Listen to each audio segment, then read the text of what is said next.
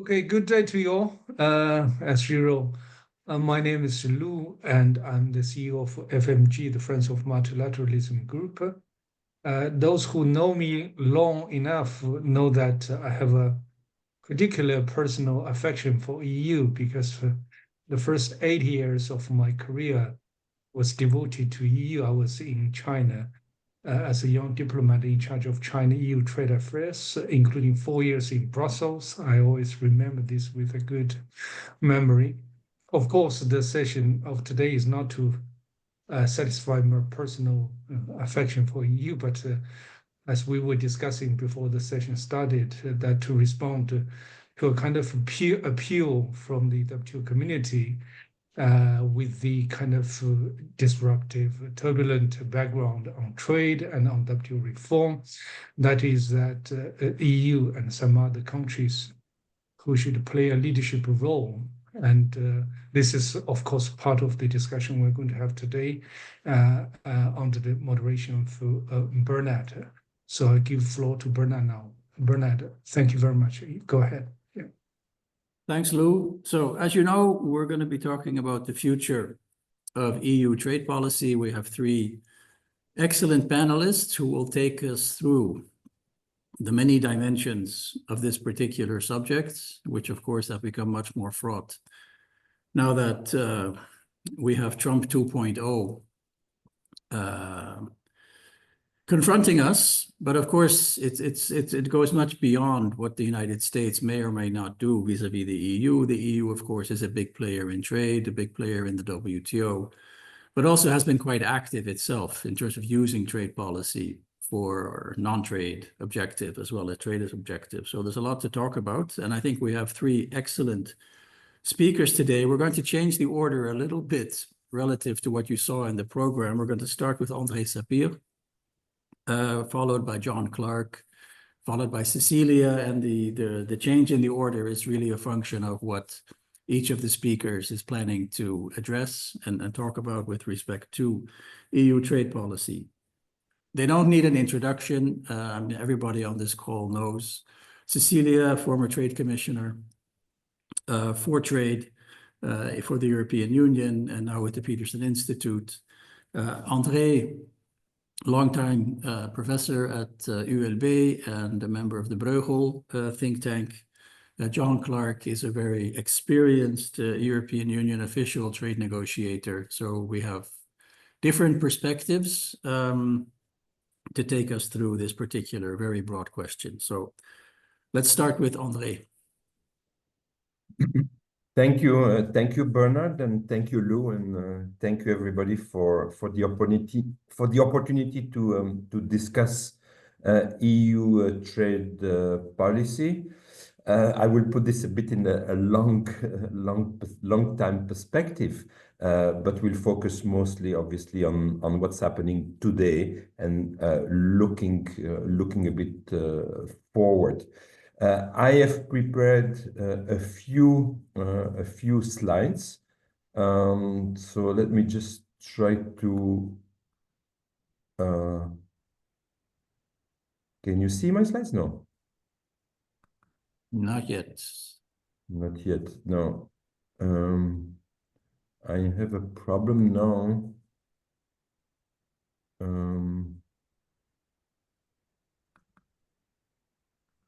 Oh man. Okay, I'm sorry about that. Okay. Is that better? Yeah. Yeah. You just need to maximize it. I'm trying to. Yes. Okay. Very good. So I will first show a few slides about recent trends before in sort of EU trade flows before getting into the challenges to EU trade policy. So I think the first slide is to remind everybody what you all already know, that the EU, the US, and China are by far the largest traders in volume term, in value term, in goods and services in the world, with the UK and Japan and others then coming after that. But even among the EU, US, and China, the EU is slightly bigger. So if you look at trade in goods and services, this is exports plus imports, goods plus services. The EU is at least for 2023, was the largest trader. And that trend is actually not a new trend, at least it's been the case for a number of years. The EU, again, this is trade in goods and services, is the largest exporter, goods and services. Yes, we know for goods only, China is the largest exporter, but if you look goods and services, the EU is the biggest exporter. And for imports also, the EU is slightly above the US as imports of goods and services. And again, we know that if you were focusing only on goods, then the US is the largest importer of goods. The EU is also, you can say, the most trade integrated. You can call it the most trade dependent, you know, whatever suits you. But if you look at the ratio of trade in goods and services as a share of GDP, the EU is at 23%, China is at 19%, and the US is at 13%. Now, I should add something to this. You know, everybody always looks at the figure of, you know, world trade in goods and services divided by GDP, showing that there was this period of hyper-globalization from roughly 1990 or mid-90s up to 2008, and then sort of plateaued, or perhaps even went a little bit down. Without getting into, you know, what happened to China, what happened to the US, for the EU, the period after 2008 is not, that ratio was not going down. So in a sense, whether or not globalization is peaked, whether or not globalization is going down, we have deglobalization, we have globalization. This is not the case so far for the EU. So the EU is a large share, trade to GDP, and that share has been still rising since the peak for the world at 2008. If you look at what are the top 5 trading partners, again, for goods and services, again, this is imports plus export for the EU. So for goods and services on the left panel, you see that the US is by far the largest trading partners with 20% of total trade of the EU with the US. Second is the UK at about 13% and China at 11%. If you focus only on goods, then still the US is number 1, roughly 17% of total EU trade. China number 2 at 15%, and the UK number 3 at 10%. And for services, then the importance of the US for the EU is even more important. But there, the UK is number 2, and China is quite a bit below. Now we know, and that's often repeated, that the EU is the WTO partner with the largest, and by far the largest number of regional trade agreements, bigger than anyone else in the world, and certainly much bigger than China and the US in terms of the number of RTAs. 47 RTAs for the EU, 20 for China, and 14 for the US. If you look at the number of countries that are covered by those RTAs, partners to the EU, China, and the US, it's 74 countries. So more than half of the WTO membership, excluding the EU member states.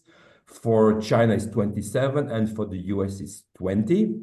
But yet, if you look at the share of goods export that are covered by RTA partners, there are not that many differences between the EU, China, and the US. Yes, 50% of exports of the EU go to RTA partners, but for the US is 44, obviously Mexico and Canada playing a big role, and for China, it's 40%.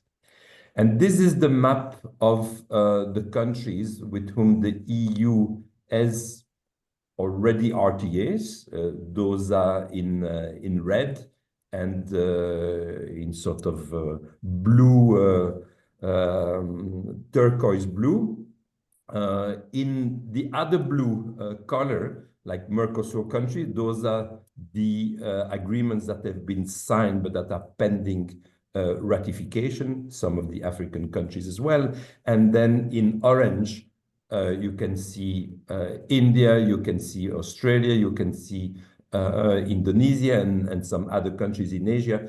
Those are the countries with whom the EU is negotiating at the moment towards a free trade agreement. So let me come to the heart of our discussion, which is about EU trade policy. And let me look at the three levels on which EU trade policy operates: the unilateral level, the bilateral / regional level, and the multilateral level. Now, there's been a lot of action in the past few years at the unilateral level. There are obviously long-standing autonomous trade defense instrument, but now there are new ones. And the enforcement regulation, the anti-coercion instrument.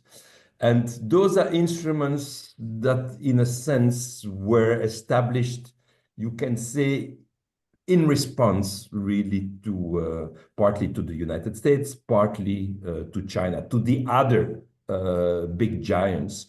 And given the EU way of operating and, you know, very complicated always domestically, it's sought to reinforce its ability to react to the other trade giants, the same mostly the US and China. Now, question now, obviously with Trump, how is the EU going to react? We already know that the EU will react to the steel and aluminum new measures. And that's supposed to happen on April 15. But obviously, everybody is waiting for the announcement on April the 2nd. The EU has not yet announced what it would do. But I think it's cut a bit between two factors. One is that the US is the largest market for EU exports. The US is also an important supplier of goods to the EU. So a trade war between the EU and the US is going to be painful, at least for some sectors. You know, people always say macroeconomically it's not so big, but when you look at some sectors, this is going to be hurtful. So the measures by Trump will be hurtful, or countermeasures will be hurtful as well. But at the same time, I do think that the EU will implement measures, or at least is threatening to implement those measures. And as you have seen, the EU Commissioner, Mr. Šefčovič, is going back to Washington. His previous visit there a few weeks ago was not very successful. Whether this one will be more successful or not, we shall see. The other development of the last few years on unilateral autonomous trade instruments has been related to climate, with the CBAM, the carbon border adjustment measure, and also the deforestation measures. Both of them controversial in a sense, since they are autonomous. And I think there is a recognition at least in Brussels, that there was a leg missing to the trade and climate policy of the EU, as Pascal Lamy has often emphasized, which is the development leg. So now how to incorporate into the CBAM legislation, and CBAM will start, you know, levying in a sense the tax, or the so-called the measure, not formally a tax, on January next year. How the development dimension will be taken into account remains to be seen, but I think people are very much aware that there is a need to do that. So I think it's about time, but no, I think so. How this will be done, whether this will be done in Brussels and in discussion with the developing countries on the ground, whether there'll be some discussion in Geneva. I think this is a bit of a question mark that we can discuss.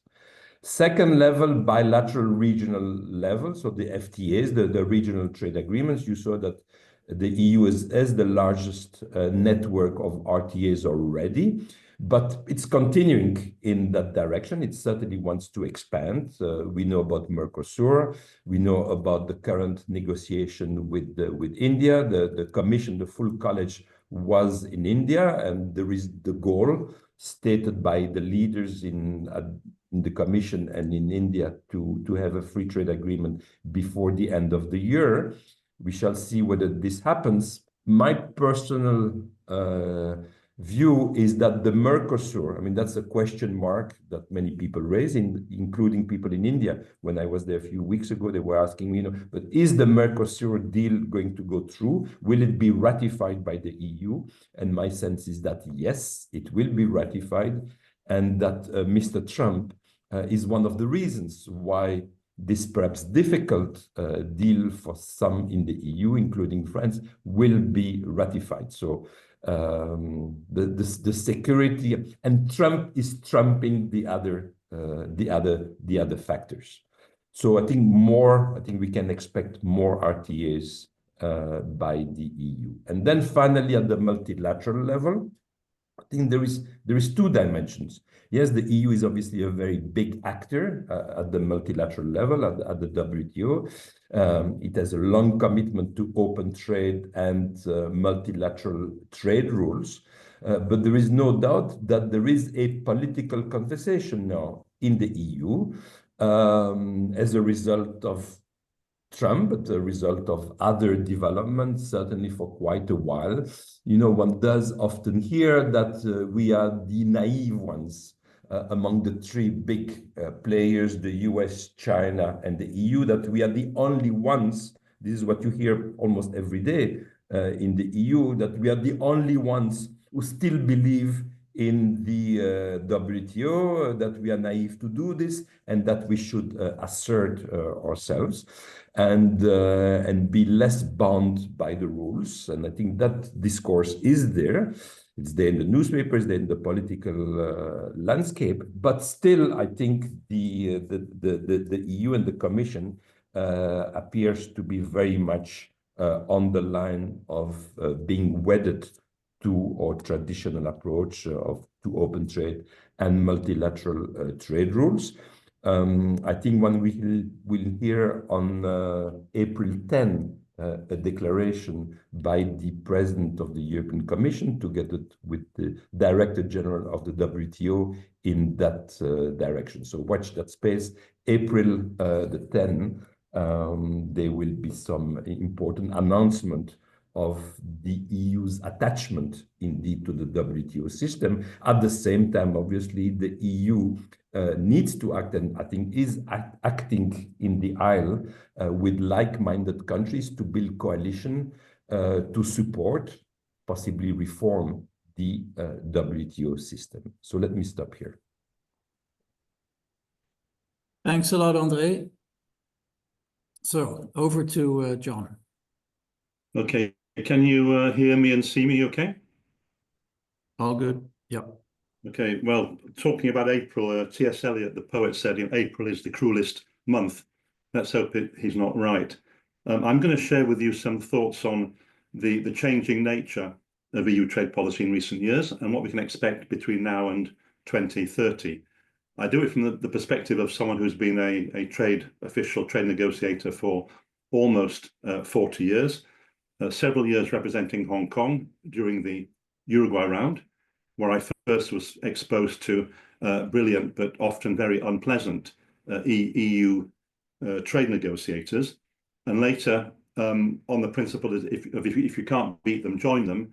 I joined the European Commission in 1983 and 93, sorry, and worked in DG Trade in the EU delegation in Geneva, and latterly as the EU's chief agriculture negotiator. So I know where the bodies are buried, as it were. Now, when I started in the Commission in 1993 in DG Trade, trade policy was very different then from what it is today. First of all the emphasis and all the resources were on the GATT and the WTO. There were hardly any bilateral FTAs. The only other big growth area was trade defense, anti-dumping, in part because of the opening up of China in the 1980s and their export performance booming. Secondly, there was very limited transparency and consultation of EU member states. The Commission tended to see member states as an unavoidable irritation. And of course, there was no role at all for the European Parliament in those days.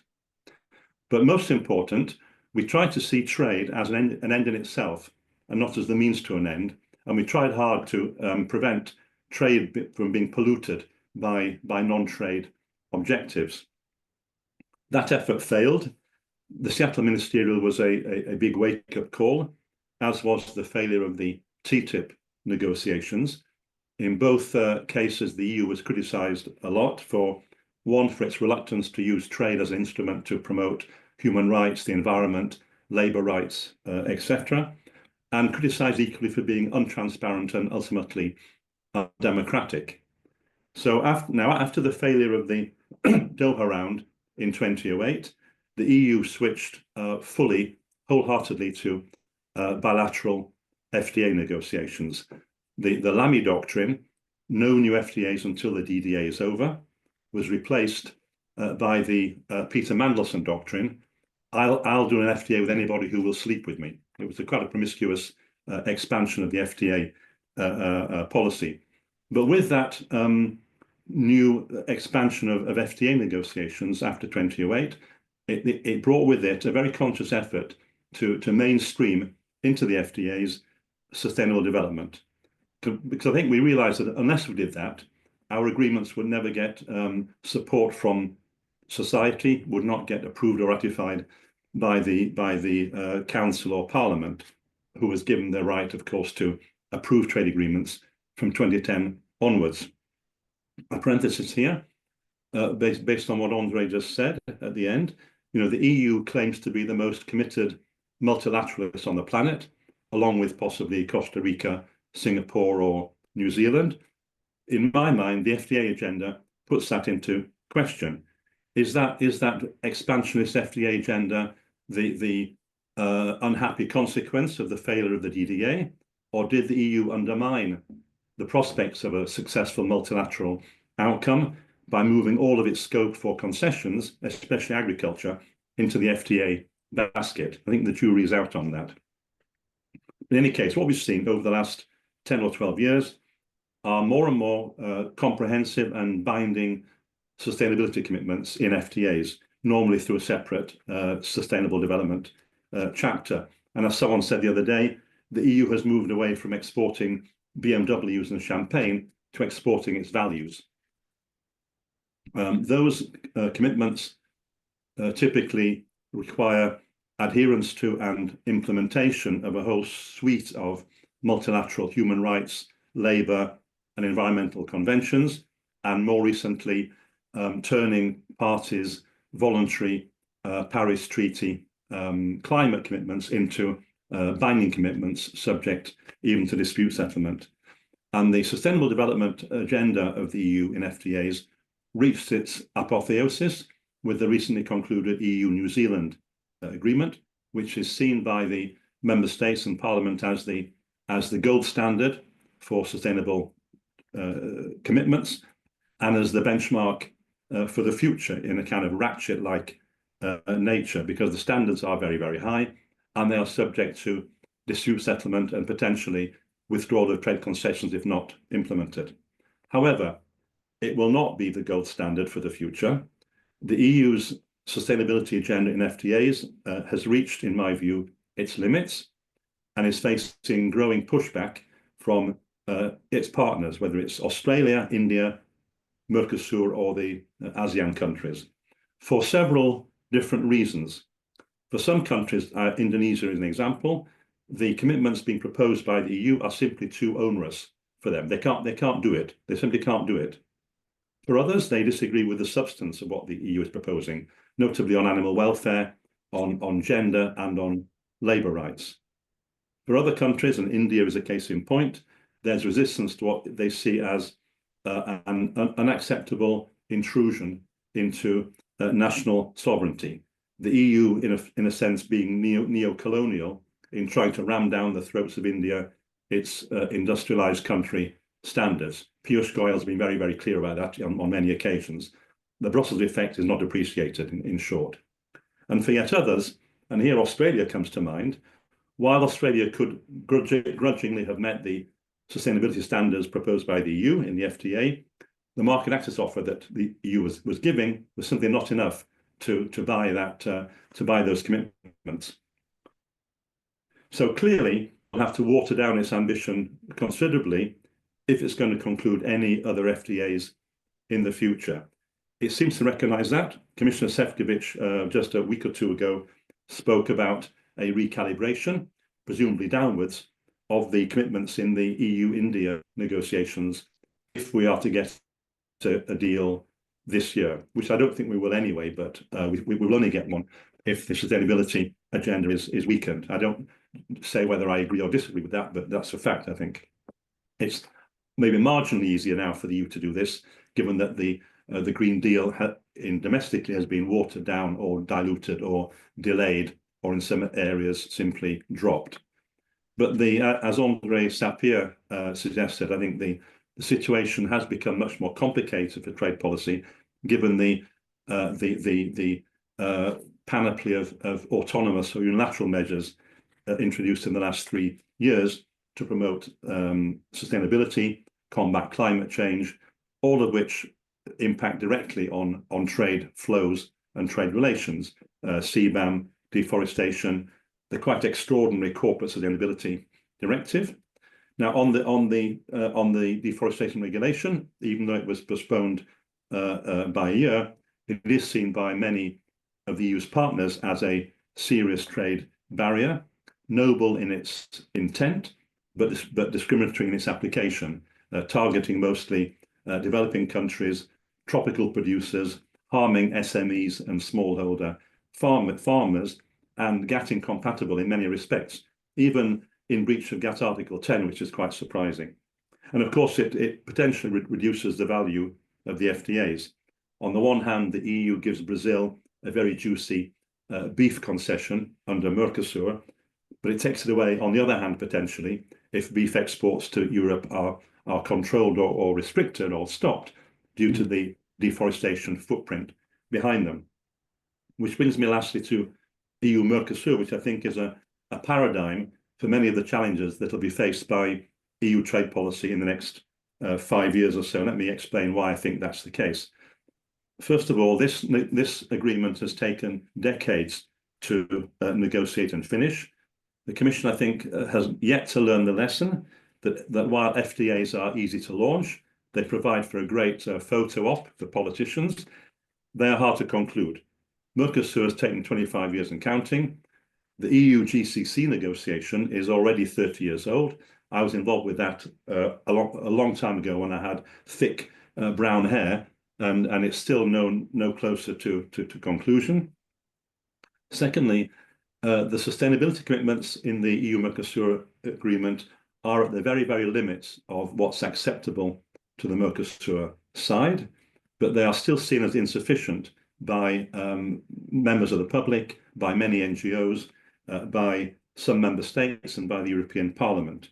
And as a consequence, thirdly, what we are seeing, and this is repeated in many other areas of trade policy, we're seeing an unholy alliance of, on the one side, NGOs protesting about the deforestation and environmental breaches in the Mercosur region, allied with European farmers complaining about unfair competition, quote unquote, from Mercosur imports produced using lower standards, and calling for a level playing field through reciprocity and mirror clauses, clause miroir, which is a very fashionable concept, unfortunately, at the moment, even though it's probably illegal in most cases under the TBT agreement.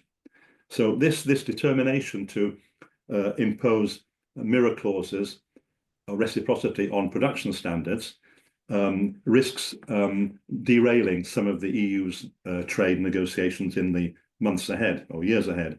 I wrote an article on this a few weeks ago explaining the dangers of mirror clauses. It was entitled "Cracks in the Mirror," which is a quote from the poet Tennyson. And my article was widely praised, except by a number of French colleagues inside DG Agri in the European Commission, which I think says it all. Fourth aspect in which Mercosur, I think, is a paradigm. The EU's institutional setup makes ratification of this, or indeed any FTA, both slow and uncertain. Agreements have to be translated into all EU languages. They have to be legally scrubbed. That takes between 6 and 9 months, depending on the length of the agreement, and then must be approved by both the Council and the European Parliament, which takes a long time. Other countries are far more agile. A couple of years ago, I negotiated an Article 28 agreement with the USA on the splitting up of the EU's WTO quotas following Brexit. And the US asked me how long it would take to ratify it inside Europe. It was 9 pages long. I said probably about 5-6 months at best. And I asked the Americans, how long will it take to do on your side? They said 48 hours. So 48 hours for the USA, 6 months, best case scenario for the European Union. And in the case of Mercosur, my estimate is that it will take probably 2 years to ratify, if ever, following the conclusion last December. Now, luckily, the European Parliament cannot amend agreements. It can only vote them up or down. The new Parliament is more populist, more protectionist, even if less green than the previous one. So Mercosur will have a hard time in the Parliament. It will have, even before that, tough challenges with the member states.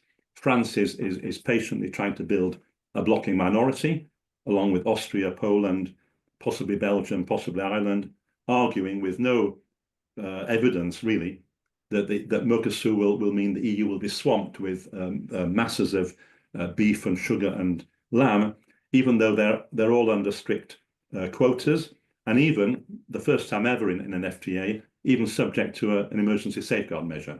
It's the only time we've ever applied a safeguard measure to products under quota, because quotas are a kind of safeguard in themselves. But it all goes to say, agriculture, as always, is the Achilles heel of EU trade policy.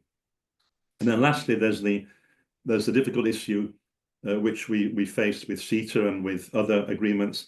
Do we present the Mercosur Association Agreement as a mixed agreement to the Council and Parliament, therefore requiring ratification by all member states' national parliaments, because it's shared competence, that can take years. And if just one national parliament, or even the Wallonia Parliament, where I live, were to vote it down, that can actually kill the agreement completely. Of course, like in the case of CETA with Canada, the trade section of this mixed agreement can be applied provisionally, a bit like GATT 47 was applied provisionally for decades because Congress wouldn't approve it. But as I said, it can be shot down if just one national or regional parliament votes it down. Or the alternative approach, the Commission splits the agreement and sends the trade section of it on its own for ratification. And a pure trade agreement, of course, does not need to go to national parliament, so it's much easier. That, frankly, is the only solution, and I'm quite sure that will be the proposal. But it will also be controversial because for some EU member states, notably those who are opposing Mercosur, they will argue that it's undemocratic to deny national parliaments a vote. So I envisage a fierce debate on this in the Council towards the end of this year, although I tend, on balance, to agree with André Sapir that at the end of the day, it will be a long day, and partly because of the geopolitics and the importance of having a friend in the region, Mercosur will get adopted, unless the Ukraine dimension starts to interfere with Ukrainian agriculture and Ukraine accession taking speed, because that will really damage the prospects for Mercosur. So I'll stop here. I've used the Mercosur agreement to illustrate some of the challenges I see facing the EU's trade policy in the next few years, over and above, of course, the Trump trade wars, unfair competition from China, some protectionist measures being put in place by the EU to try to preserve Europe's industrial competitiveness, climate action or inaction, and as I mentioned, the impact of both the war in Ukraine and future accession, both of which will have a very, very big impact on Europe's trade policy and trade patterns. But that's for another seminar, I think. I'll stop here. Thanks very much. Thanks, John. So lots of challenges. With one of the big questions is, are a lot of these constraints going to be trumped by Mr. Trump, which is the way that André put it. So let's now go to Celia to give her introduction, and then we come back and have questions and answers. Cecilia. Thank you very much, Bernard. Good morning, good afternoon, everybody. Yes, I'm going to start with Trump because lots of things are happening, but of course this is what is on many people's mind, not least what will become next week. Just to recapitulate, during Trump 1, there was the steel and aluminium tariffs again. The EU and 11 other countries took that to the WTO, and after a while the EU decided to retaliate.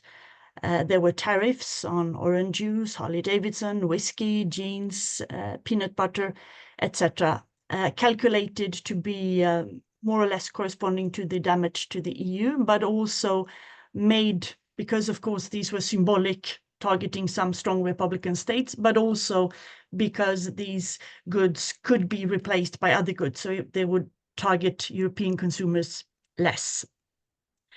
There was also threats, plus ça change, plus la même chose, to have tariffs on cars, on French wine and champagne, etc. In order to try to limit that and to respond to President Trump's desire to make deals, there was a deal made. I was with President Juncker in the White House, and we made a deal, a small deal. It was a very small deal, agreeing to buy some more natural gas, some soya beans, to a little bit later take away tariffs on some seafood, lobsters, notably from Maine, and a few other things, and an agreement to work in the WTO, to address some of the problems that we jointly identified on China. So it was a very small deal, but it could be presented by President Trump as a huge success, and there were no more tariffs. Whether that was because of the deal or because we were running out of time or something else, I don't know, but there were no more tariffs. During that period, there was also a strong reaction from other countries who did not think that trade wars were a good thing. And we managed to overcome some of the difficulties and actually concluded trade agreements with Vietnam, with Singapore, with Japan, with Mercosur. The first time it was actually concluded and greeted by President Macron from a G20 meeting somewhere in Korea, I think. And others, because there was a need to get together and try to make deals. During the Biden administration, the tariffs were suspended, but from our point, and the tariffs was transformed into quotas in the US, and we set up this mechanism called GASA in order to try to find a solution. There was never a solution. There was also the setup of this Trade and Tech Council to try to address some specific areas in the trade and technology area. Well, there were a few things done, but mainly I think it's fair to say that that was a talking shop. And the European Commission was not that much focused on trade agreements. There was the New Zealand concluded and the one with Chile.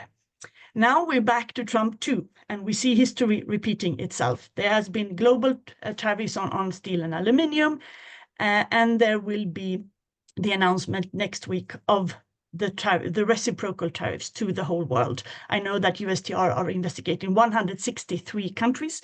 Probably not all will be targeted, but we can safely expect something next week. Probably, again, cars, champagne, wine, etc. So as Andre said, the old tariffs that were suspended, that suspension runs out the 31st of March, so they can be in place without too much consultation. And in addition, as you know, the Commission has also now ongoing a consultation period with stakeholders to produce a longer list to be ready for what happens. Yeah, then. There is, of course, the openness to make a deal again, but it's harder this time because what should be in the deal? Because the reciprocal deal could address anything from Greenland to VAT to unfair tech rules, etc., etc. So it's much harder this time to make a deal. I will be looking very closely if and how the Commission will use the anti-coercion instrument, because it will be the first time it's been used. It was originally designed, to be blunt, to address China and the consequences of the Lithuanian spat with China when they opened an office of Taipei in Vilnius. But there's a strong push, not least in the European Parliament, but other stakeholders as well, for the European Commission to use that. I know there are several different scenarios prepared, but we haven't seen that yet. In the meantime, of course, new trade agreements will be thought. There was an announcement of the Mercosur again. Like André, I think it will be passed. I do not want to diminish the concerns that John raised. You're absolutely right. But having spent a lot of time in the European Parliament and around in member states, I think geopolitics will prevail, and that in the end, possibly in this autumn, during the Danish presidency, it will be adopted. There's also the law, Mexico again, concluded, and a very strong will from Mexico to get that agreed finally. The relaunch of Malaysia, and hopefully setting down to try to clarify with Australia so that those negotiations can resume as well. And a rapprochement, I think there should be a joining, but the rapprochement will happen with the CPTPP countries, which makes absolutely sense. And we can come back to this and discuss Tim's paper lately as well, because this is something that has been in the making for some time. Not a formal application to join, but some kind of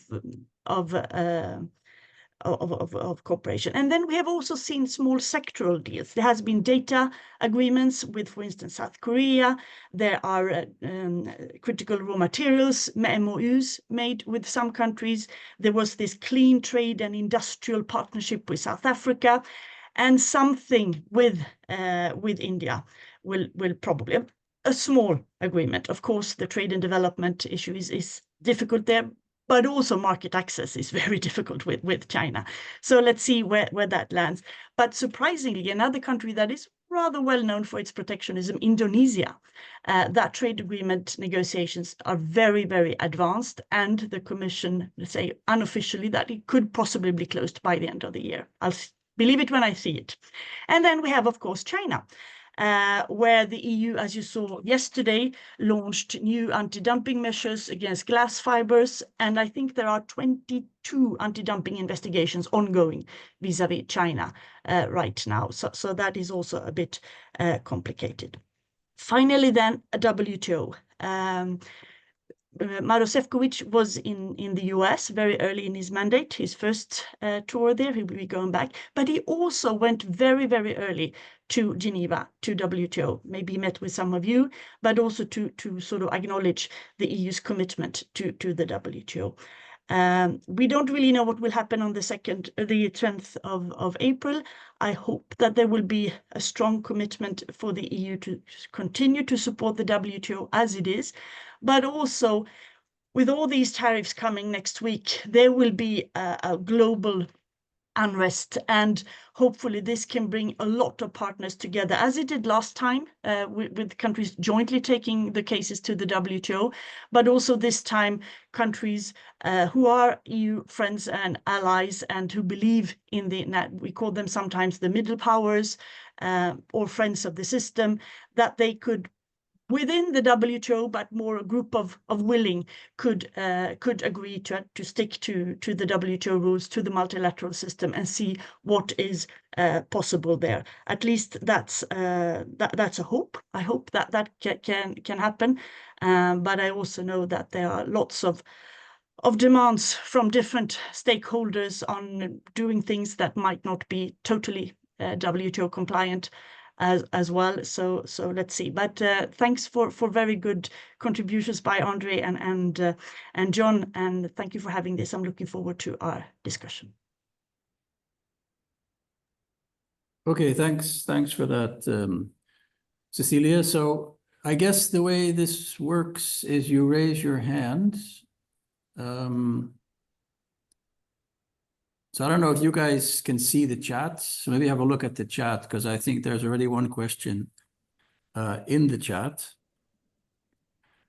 There's lots of questions that I would have associated with everything that has been said. I think one thing that has struck me, and this kind of connects across all the three presentations in terms of how we manage both what might come down the pike that the US is going to try and implement, but also how we address the kind of challenges that John was mentioning in terms of the heavy weight that has been put on trade policy to achieve all kinds of objectives. And that relates in part to what I would regard as a silo problem within Brussels, right? So Andre was mentioning, where's development? John was mentioning DG Agri. If you think about the EU deforestation regulation, right? So it's DG Klima. We just read in the papers today that DG Competition is starting a case against the investment by BYD in Hungary. So there's a lot going on, which doesn't really seem to be very well coordinated. And if we say, okay, there is this geopolitical imperative now in terms of how we kind of use trade policy, I see that as one challenge, which it's kind of implicit in a lot of the presentations, but it wasn't made explicit. And I really wonder how we're going to deal with that dimension. Okay, so let's keep that question. I see Carlos has asked for the floor. Carlos, go ahead. Thanks, Bernard. Excellent presentations and lots to think about. John mentioned T.S. Eliot about the month of April. My basic question is also mentioning T.S. Eliot. There is a poem that he basically says, this is the way the world ends, not with a bang, but a whimper. So are we being too optimistic about the future of the multilateral trading system, given the current situation of the Trump administration? I would have additional questions about Mercosur FTA with the European Union, but I hope Andrés Sapir is correct about the chance of progress, but I'll stop here. Okay, I suggest we take a few questions, go to the panel, come back. So I have here Hosuk.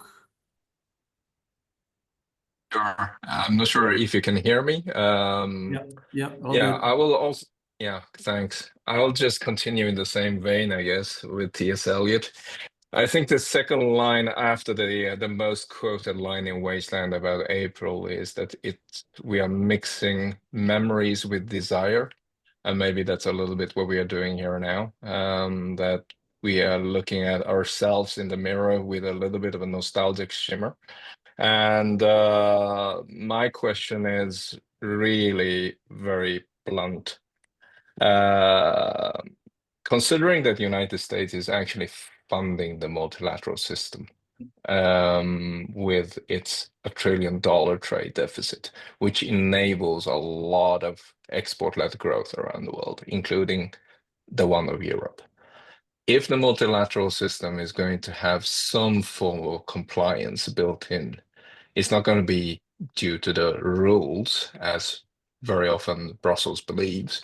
It's going to be due to the pure political and fiscal and financial incentives that are put in place for following the rules. The question is, will Europe maybe together with others, who knows, maybe even China, will be able to open up its own economy to the degree that there will be incentive for others, including what Cecilia called the most protectionist country in the world, Indonesia. If you ask the Indonesians, they will say the same thing about us as the most preposterous and most protectionist economic bloc in the world. Will we be able to incentivize Indonesia and everyone else to comply with the rules once if / maybe United States leave the system? Just a question. Okay, thanks. So let's take those questions, and then I'll come back to the other people who have put their hands up. So shall we go in reverse order?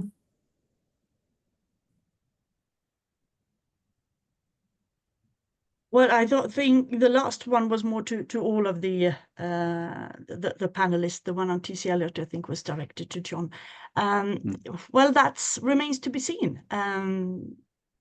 It's what the European Union is also doing and should continue to do is, of course, making sure that the internal market works better, that it complies with all the Letta reports and Draghi reports recommendations, that it continues with simplification, that it continues to reach out to make sure that cooperation and investment is becoming easier in the European Union. All that is now being rolled out with the Commission, and I think there is a general commitment to do it in general. But then when it boils down to all the individual proposal and how it's going to be financed and all that is going to be very difficult.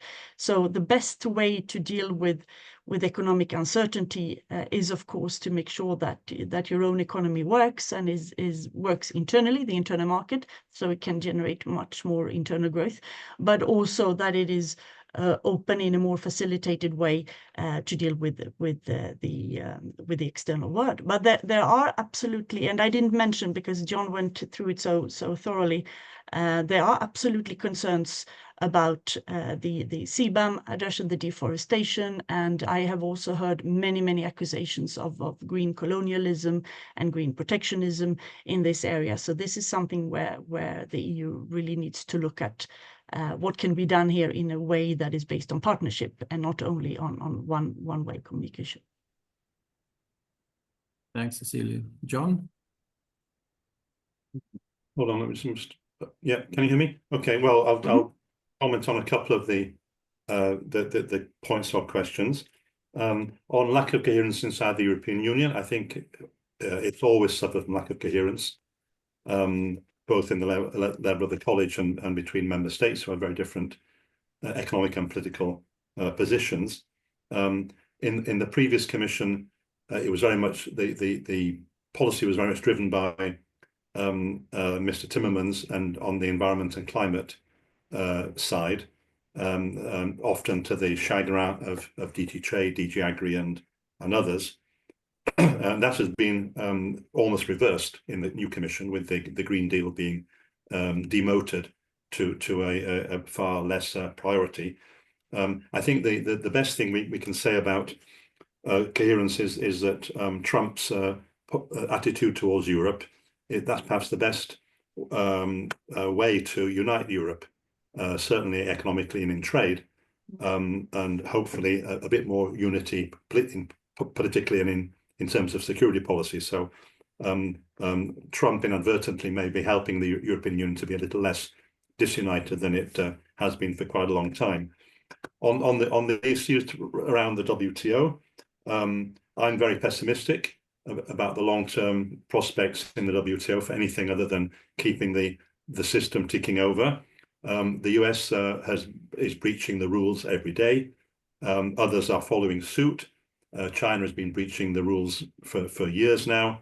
The EU will be in breach of the rules with the anti-coercion instrument and technically speaking with any retaliation, which breaks Articles 1 and 2 of the GATT. So we're all going down a very dirty rabbit hole.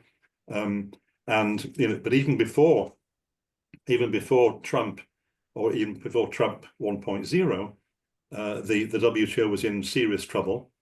with India and the USA not wanting to make any progress in negotiations, China wanting the status quo, and the EU being frankly a little bit hypocritical on it being unwilling to negotiate seriously in agriculture, which is of top importance to many developing countries. I was in a meeting last week of the International Wine Federation. I was giving a talk on trade there, and I was quite astonished at the extent to which the non-European countries present, all the main wine-making countries, saw the European Union as a major protective and protectionist trading bloc.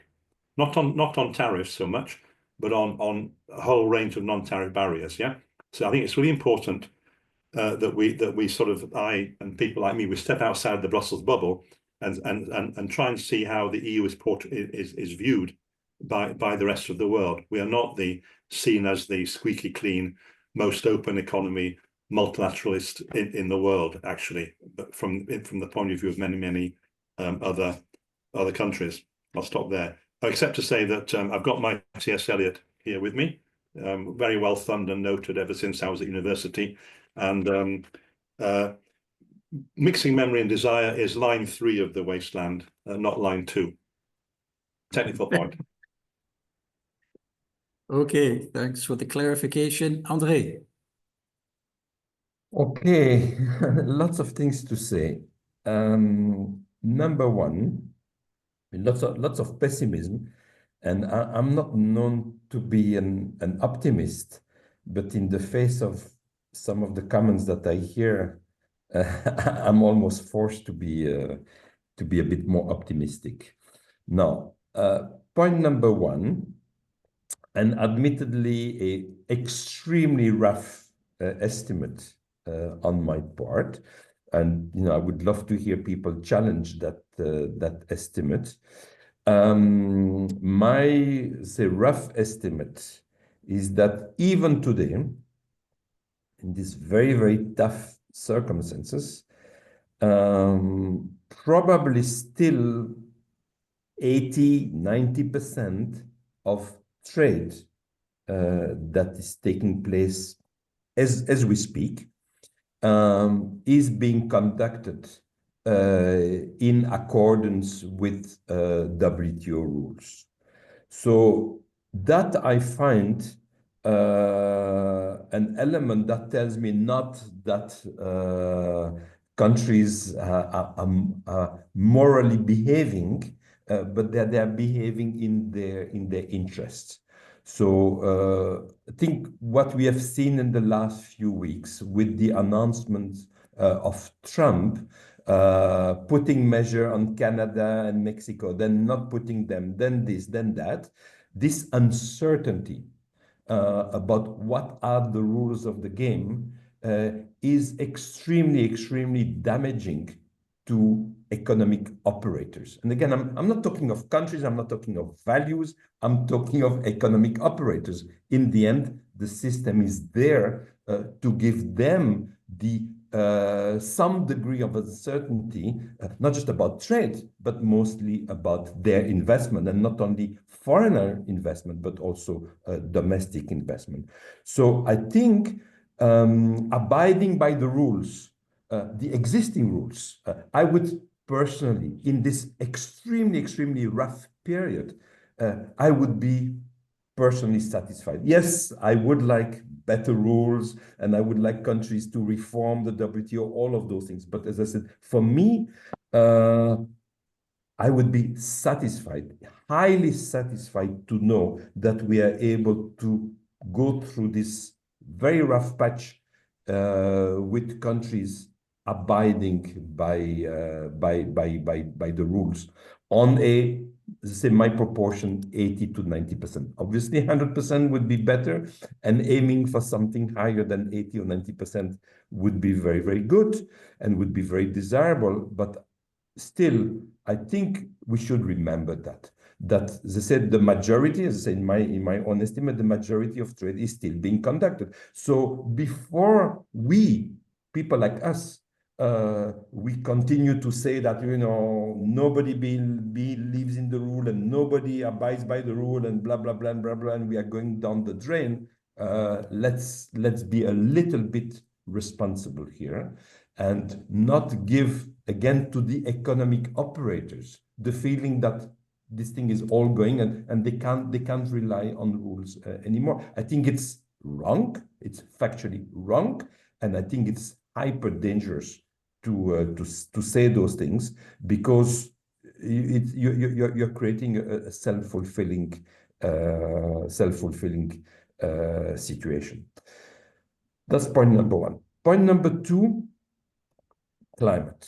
So I did speak about, you know, the CBAM and deforestation, and yes, I'm not the last one, quite on the contrary, to worry that those measures are being applied without having a multilateral framework. Sure, I would much prefer that one recognizes that there is a climate problem, not a trade problem, that there is a climate problem, and that the climate problem needs all the measures and the framework of the Paris Agreement, and also that the trade framework needs to be able and capable of doing this. And that, yes, if we need, because some jurisdictions like the EU do implement carbon prices, and in principle, we do like carbon prices. I'm talking me as an economist, we do like carbon prices as a way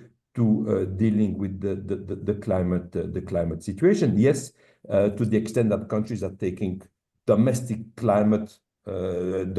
pricing of carbon, there's going to be the issue of the external complement, the CBAM, of something of the sort. And yes, it would be much better, just like for deforestation, if there was an agreement among countries on how to implement this, that we don't have, you know, each jurisdiction themselves applying this, and whether even if it's not for protectionist measures, even if it's for purely climate reason, it would risk having detrimental trade impact. So yes, I think one would need an agreement. So there, the question that I'm asking myself, in a sense, you know, we all come from the trade, from a trade background, and we all view, you know, the multilateral trading system as in a value in and of itself. But my sense is that we have to take seriously the climate, the climate imperative. And if there is one area where I do see even a higher imperative for multilateral cooperation of some sort, then is the case already in trade, it is climate. And so that question of how we link the potential cooperation of countries on climate, because without cooperation on climate, we are just not going to make progress. We are not going to reach any of the goals that we have set to ourselves for 2050, and that are going to be very hard to keep.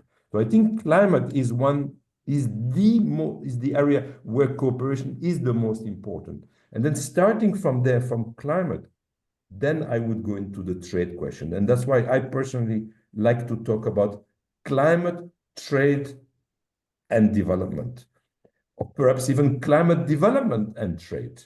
But it's not trade and climate as we, the trade people, tend to do. In a sense, the climate emergency and the climate priority is even bigger than trade. And trade can contribute to that. But yes, that means also abiding by some of the rules and discussing those things in Geneva. So Geneva needs to be serious in taking part in the climate discussion. So I think the Director General, I think, has done a contribution, participation in COP, and I think this is all very good. But I think this is my personal source of hope for multilateralism. It's because of climate, and then trade comes second. Okay, so I have 4 more questions. I think let's take 4 more interventions, and I'll come back to the panel. Peter, you want to start van den Bosche?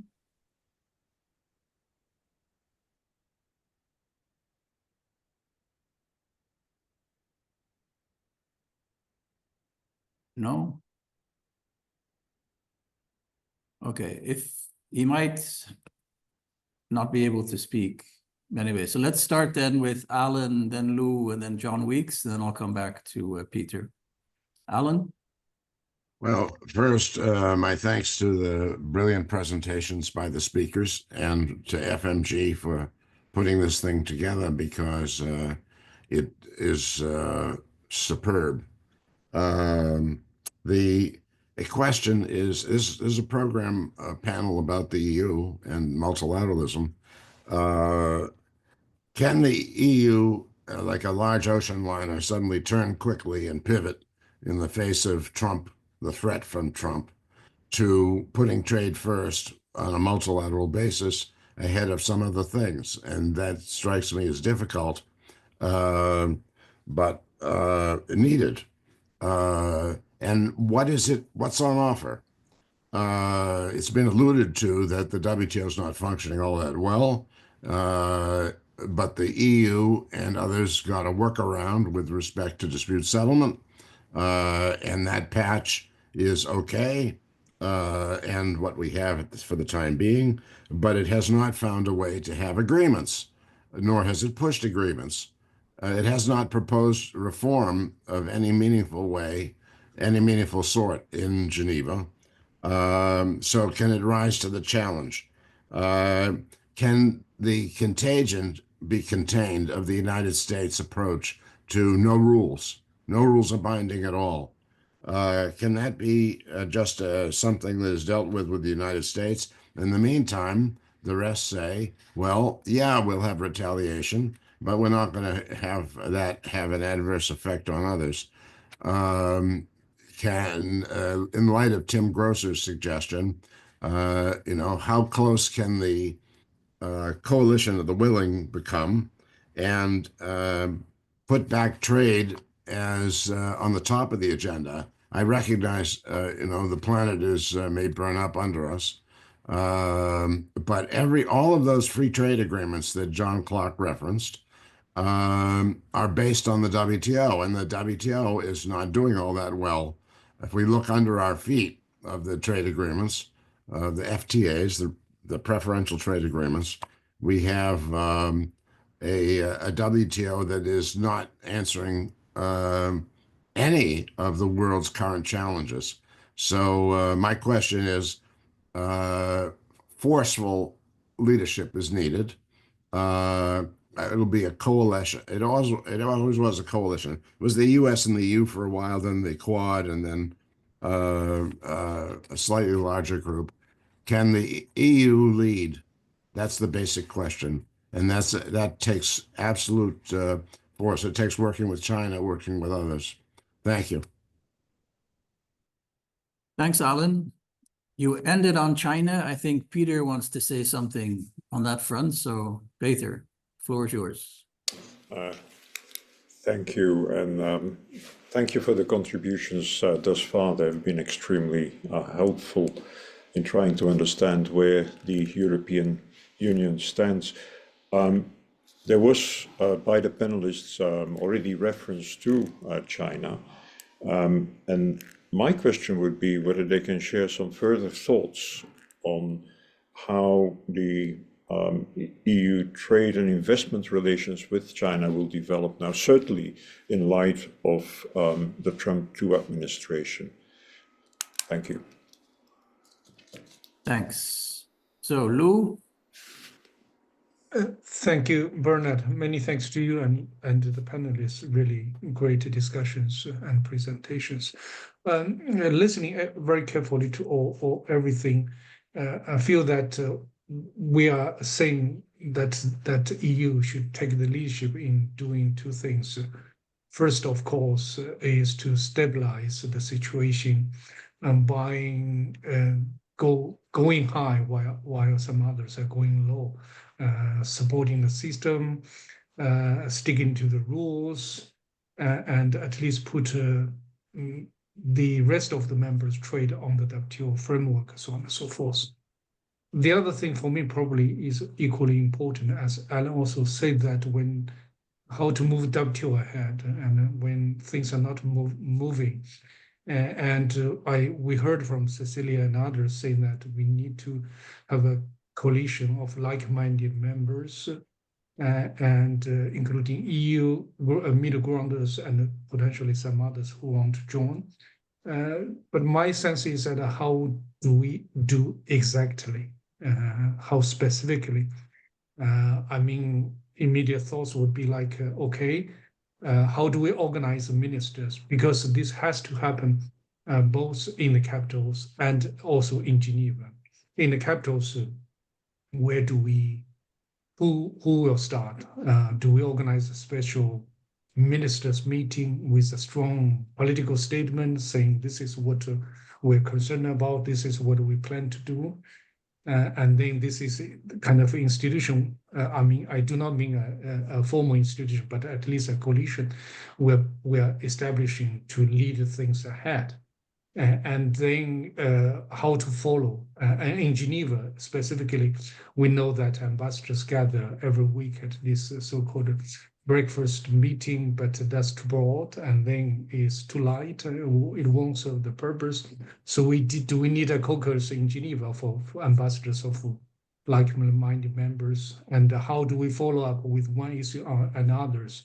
Like Andre said about climate development, trade, and dispute settlements, and some other things to follow. So we have a kind of a specificity in what we can do so that we could provide our stakeholders like minister and ambassadors some things to think about, and then to start doing something kind of more concretely. So that's the question to the panelists. Thank you very much. Thanks, Lou. So that's a very concrete question. John? Well, I share a similar kind of question to what Lou has just expressed.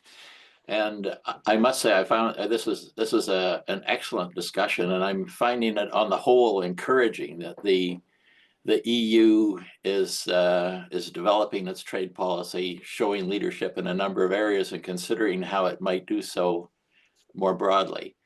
And coming from Canada, which is a country which has been particularly affected by the situation south of our border, and noting that we are now in the middle of a federal election, which has been turned upside down really by Trump's tariffs and his comments about Canada becoming the 51st state.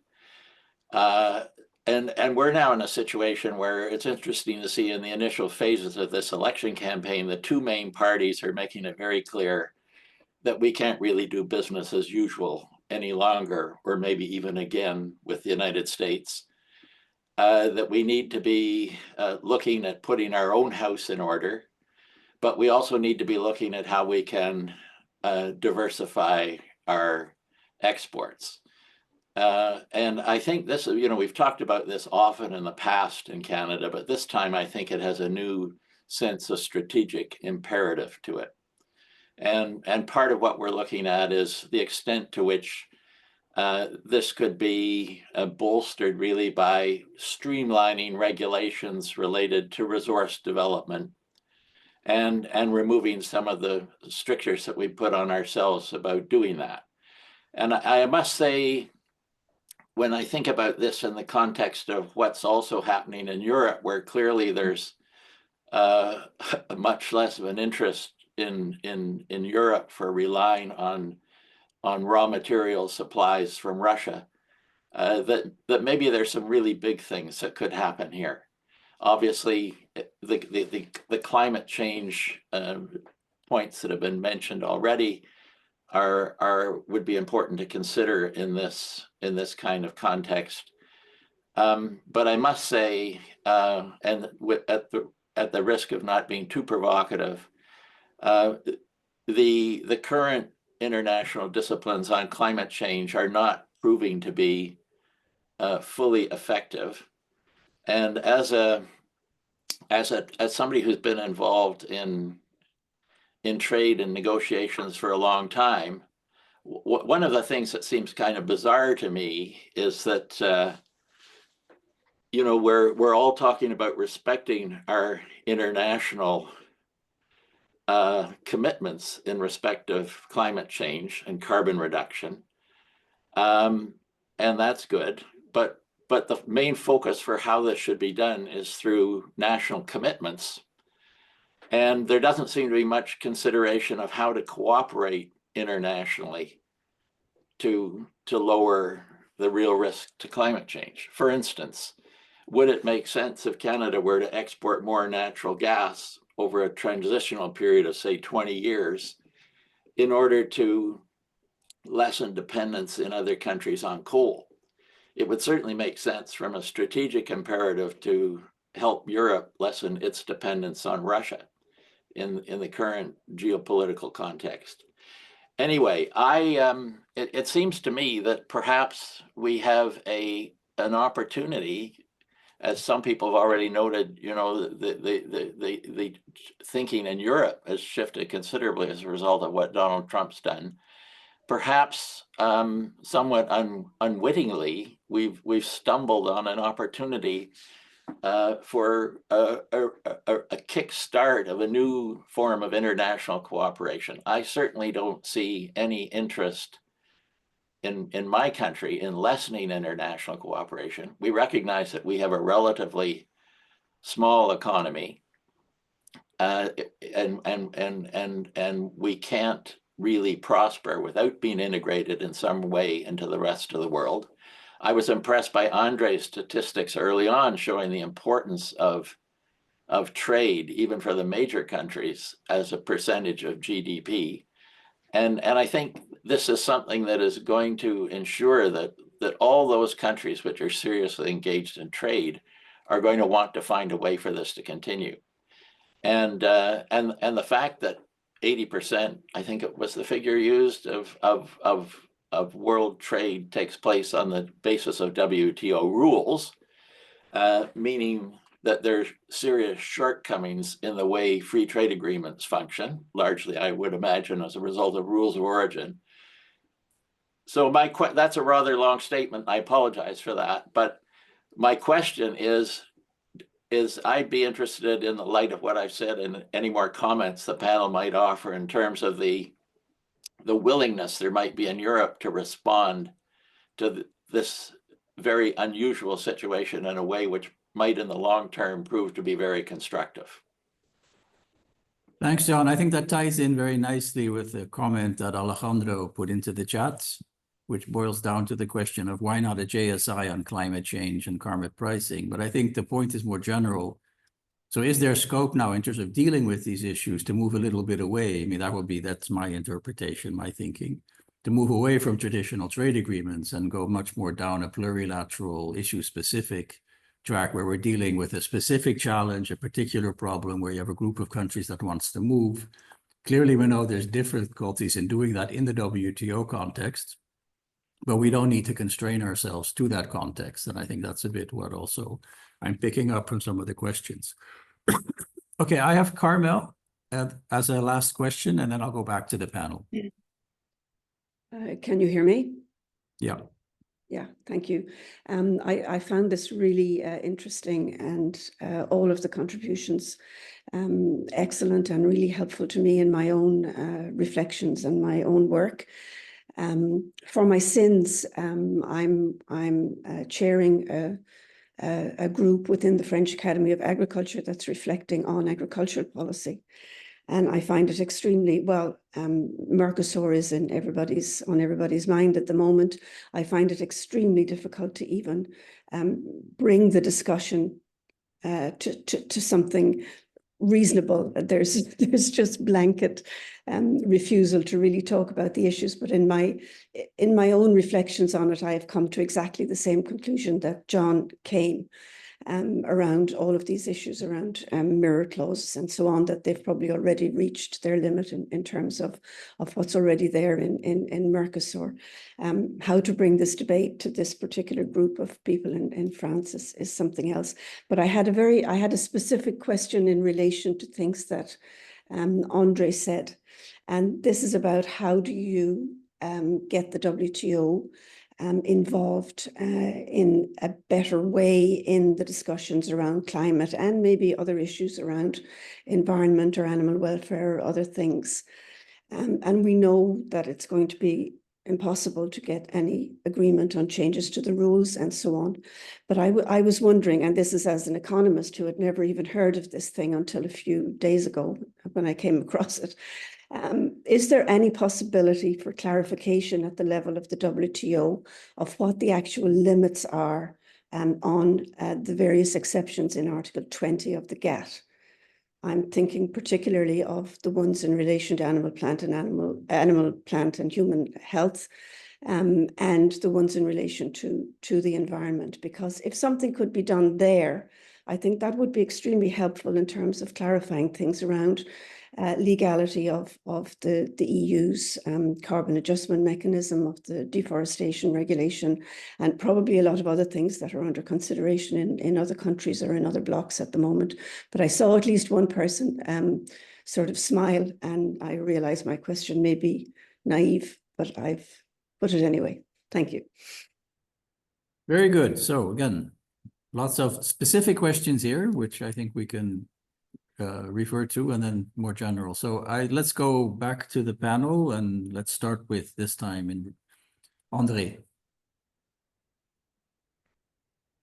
Okay, I will make 3 short points.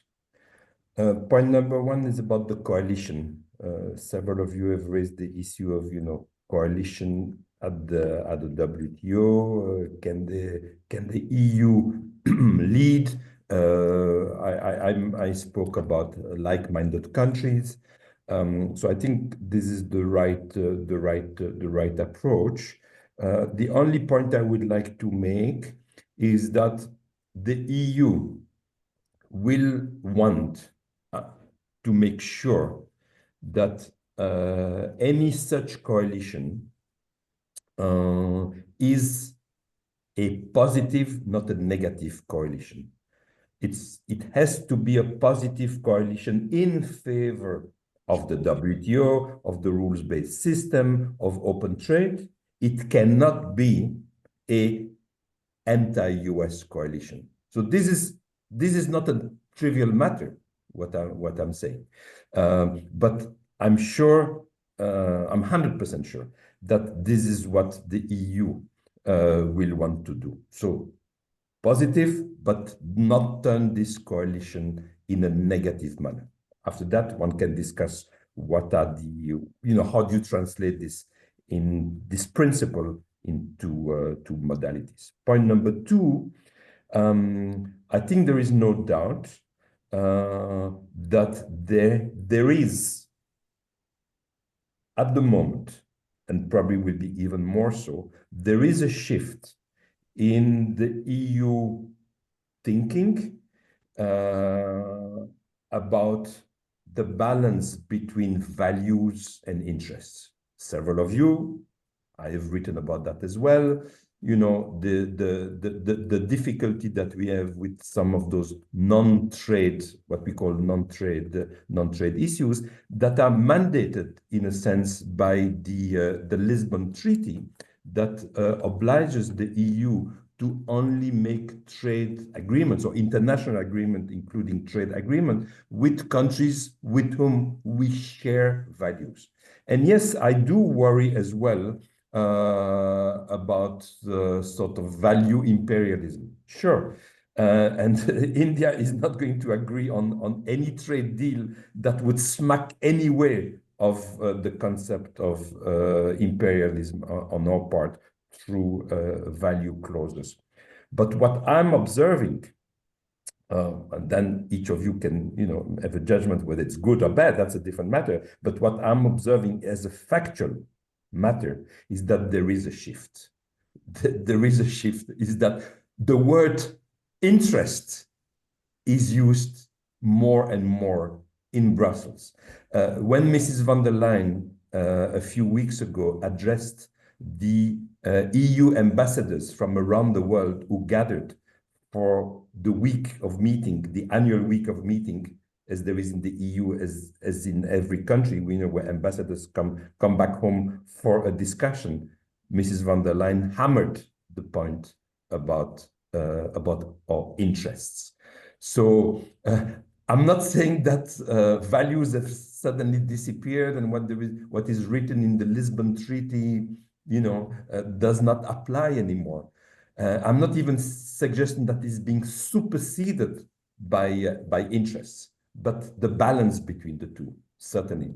The word interest in a global, in an international context is pronounced more and more often. And I think that's what is making possible the discussion. We shall see where it leads with India. And I think we are seeing also the commissioner, the trade commission, going to China. And that, again, is a reflection. How far that will be translated in some things, we shall see. And then finally, the issue about climate and about Article 20. I'm not going to comment on Article 20, but my sense, again, I'm not a lawyer, I'm leaving that to lawyers. My sense is that if and when CBAM or the deforestation rules would come to the WTO, based on Article 20, they would pass muster in their principles, maybe not in their specificities. So I doubt very much that a panel, even the appellate or MPIA, would sort of strike them down as saying this is, not in line with WTO rules or thinking, because I do believe that indeed is genuinely a reflection of what is being done domestically. Now, are there some elements there that may be construed as protectionist in the fine print? Perhaps yes. And if that is the case, this should be struck down, but it would not be striking down the principles. So I think there's a lot to be discussed in that context. Thanks. Okay. Thank you, Andre. John, Clark? Yeah, thanks. Well, I'll give perhaps 2 or 3 somewhat random comments or replies to the extremely interesting points and questions raised on this coalition issue. So the thing that Tim presented to us last week, Tim and I and also Steve Verhoyle from Canada have been working on this idea for about 3 months or more now. And what you heard last week was the state that we're in at the moment. What we need is something top down, a kind of Congress of Vienna, type meeting to try to sort of put the multilateral world back on rails. In my view, that can be done either as a G20 minus USA and Russia, and South Africa as the host of the G20 would, I think, be interested in doing this, especially after their ambassador was expelled from the United States. Or it could be a self-standing meeting arrangement coming out with a very, very clear message about the importance of respecting multilateralism and moving forward. And I agree with Andre, not a US bashing exercise specifically. The EU cannot lead this alone. And I'll come back to I think a point that maybe John Weeks made or someone else made. Can the EU take the lead in WTO reform or negotiations? I'm afraid the answer is no. I was in Geneva recently and everyone was talking about shortly before Trump took over, was talking about the G2. What will the G2 think? What will the G2 do? Now, when I was a young negotiator in Uruguay round, the G2 was Europe and the USA. Yeah, not anymore. It's USA and China. They are the kind of seen as the pivotal members of the WTO. The EU is necessary but not sufficient. So nothing can be done, in my view, and with great regret, unless the USA and China are in some ways on board. And clearly the USA will not be on board anything in the WTO. They've de facto left it. for the next 4 years. So we have to look beyond the Trump 0.2 horizon. One of the colleagues asked a little bit more about China, and noting that Šefčovič, the trade commissioner, goes there in a few days' time. In an ideal world, Europe and China could have some kind of understanding that they will cooperate in the face of this US unilateralism. But I'm not sure to what extent China will want to get into bed with Europe, and it will probably prefer to sit on the fence and watch the West, watch the North Atlantic collapse as it maintains its 2040 vision to become the hegemon. I mean, we have cyber attacks and disinformation coming from China. They support Russia in the war. They are flooding Europe and the world with unfairly subsidized goods, and they are splitting the EU member states politically. They want a strong Europe economically because they need it, but they want a weak political Europe. So I think the scope for an alliance with China, whether it's bilateral or whether China becomes part of this coalition, which would be ideal, I'm not sure that would really work, because China, I think, has a different long-term interest, I think. On the points made about climate, well, the Commission has been trying for 20 years to have a negotiation in the WTO to interpret, first of all, the SPS agreement and the TBT agreement, and secondly, to have a more clear interpretation of the scope of the exceptions in Article 20. All those attempts have failed because the EU is not trusted enough.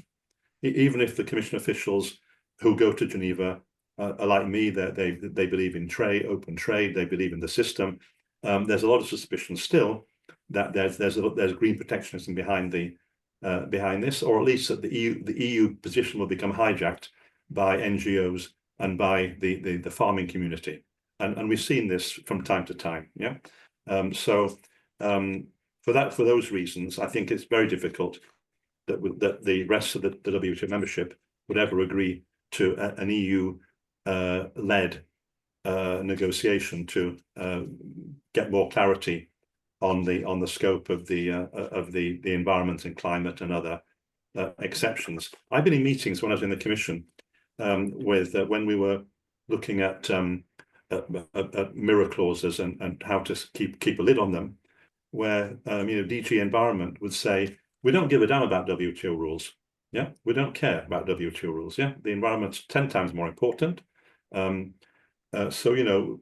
we'll do this, CBAM, whatever, and then we will change the rules. We'll sort of retrofit the WTO rules to fit the EU climate or environment rules. Yeah, a completely unrealistic position, but that just gives you a sense of the fact that Europe is quite divided, I think, when it comes to this trade environment or trade and climate sense of trade-offs. So I think I'm not very optimistic about pursuing what Carmel Cahill was asking us about.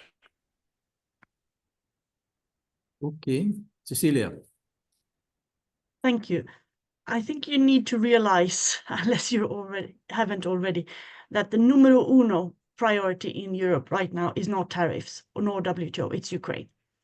It is an existential issue, and 95% of all the energy is dedicated to this one right now. The positive thing, well, the silver lining of this is that there is a coalition forming with the UK, other NATO members, but also with Australia, New Zealand, and others to see how we can work together. Maybe that could, at a later stage, also be something that could take an advantage in the trade area. But everything now is very much about Ukraine. So could the EU lead this?